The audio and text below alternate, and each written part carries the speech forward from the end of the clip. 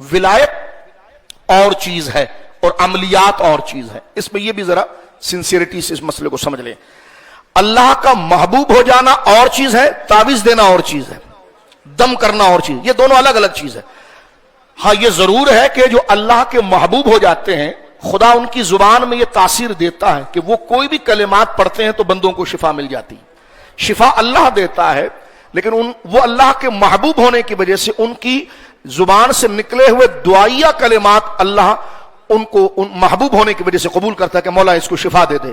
تو شفا تو اللہ دے رہا ہے، لیکن وہ شریعت کا پابند ہو کر اللہ کا محبوب ہو کر تو اللہ فرماتا ہے جس حدیث میں وَلَئِن سَأَلَنِي لَأُوتِيَنَّهُ، وہ مجھ سے جو مانگتا ہے میں عطا کرتا ہوں.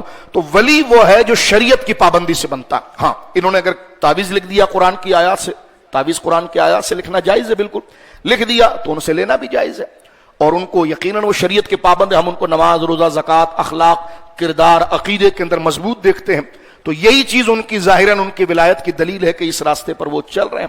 تو یقیناً وہ اللہ کے ولی ہیں.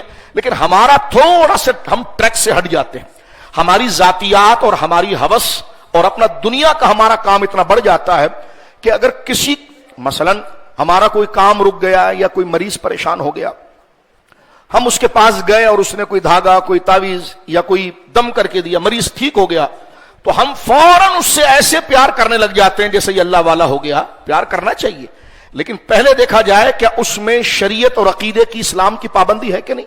اس لیے کہ اللہ کے محبوب ہونے کے لیے دھاگے کی ضرورت نہیں، اللہ کے محبوب ہونے کے لیے حضور کے راستے پر چلنا ضروری ہے.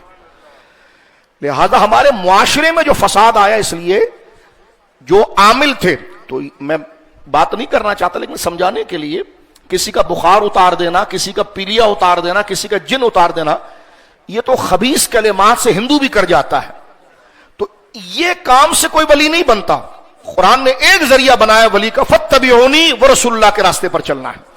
اگر اس کا چہرہ حضور کی طرح ہے، اس کا نظریہ اسلام کی طرح ہے، اس کا اٹھنا بیٹھنا حضور کی طرح ہے، دین کی پابندی کی طرح ہے، پھر اگر وہ کوئی خیر کی چیز آپ کو دم کر کے دئیے تو آپ اس کے لیے دل میں نیک جذبات رکھ سکتے ہیں، کیونکہ اس کا کوئی عمل شریعت کے خلاف نہیں. لیکن وہ سراسر شریعت کے خلاف ہو، پاؤں میں کڑے ڈالے ہوئے ہیں، کندھوں کے نیچے بال ہے، نمازوں کا کوئی ٹھکانہ نہیں ہے. نماز پڑھیں حضرت، کہتے ہیں ہم مکہ میں پڑھیں گے لیکن کھانا یہیں پر کھائیں گے، کھانا ہم یہیں پر کھائیں گے، نماز ہم وہاں پر پڑھیں گے. آپ نماز نہیں، ہم نے اتنی عبادت کر لی ہے معاذ اللہ کہ اب ان کو نمازوں کی حاجت نہیں. یہ سارے خرافات ہمارے وہاں تو پورا دیوالیہ نکل گیا نا. ایک نصیحت دے سکتے ہیں، یہ تو حکمرانوں کی ذمہ داری تھی.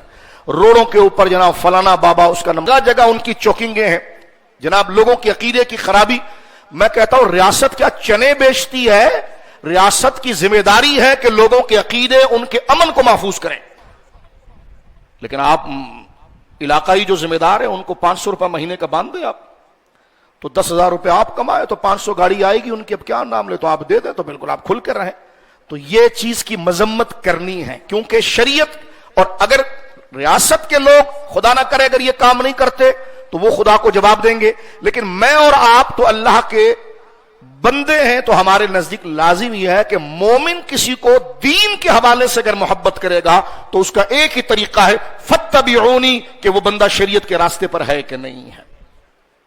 شریعت کے راستے پر وہ بندہ لازم ہے کہ نہیں، وہ اس چیز کی پیروی کرے گا.